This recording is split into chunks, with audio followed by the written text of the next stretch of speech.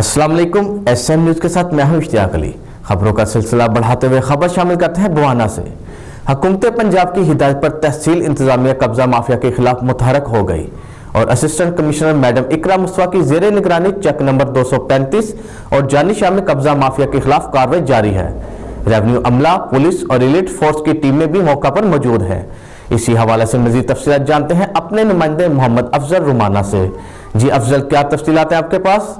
बाना हुकूमत पंजाब की हिदायत पर तहसील इंतजामिया कब्जा माफिया खिलाफ मुतारिक होगी। असिस्टेंट कमिश्नर मैडम इकरा मुस्तफा की ज़ेर निगरानी चक नंबर 235 हैबुआना और जानी शाह में कब्जा माफिया खिलाफ कार्रवाई की गई। रेवेन्यू अमला, पुलिस और एलीट फोर्स की टीमें भी मौके पर मौजूद हैं। इस हवाले से असिस्टेंट कमिश्नर मैडम इकरा मुस्तफा का कहना है कि बिस्मिल्लाहिर्रहमानिर्रहीम। जी बिल्कुल ऐसा ही है कि पंजाब भर की तरह तहसील बुआना के अंदर भी जो है वो कब्जा माफिया जो है, लैंड ग्रैबर्स हो गए, कब्जा माफिया के खिलाफ बिला इम्तियाज़ जो है और बिला तफरीक जो है वो कार्रवाई जारी है। हमने आज जो है 2 जगहों पर साइमल्टेनियस हमारी जो है वो एक्टिविटीज़ चल रही हैं। एक चक नंबर 235 के अंदर रकबा है हमारा तकरीबन 307 कनाल रकबा है, जिसकी मालियत 10 करोड़ के करीब बनती है। वो भी वागुजार किया जा रहा है। रेवेन्यू का अमला तमाम लोग मौजूद हैं और इस तरह से मौजा जानी शाह के अंदर तकरीबन 115 कनाल रकबा है, जिसकी मालियत जो है वो तकरीबन 4 करोड़ रुपये बनती है।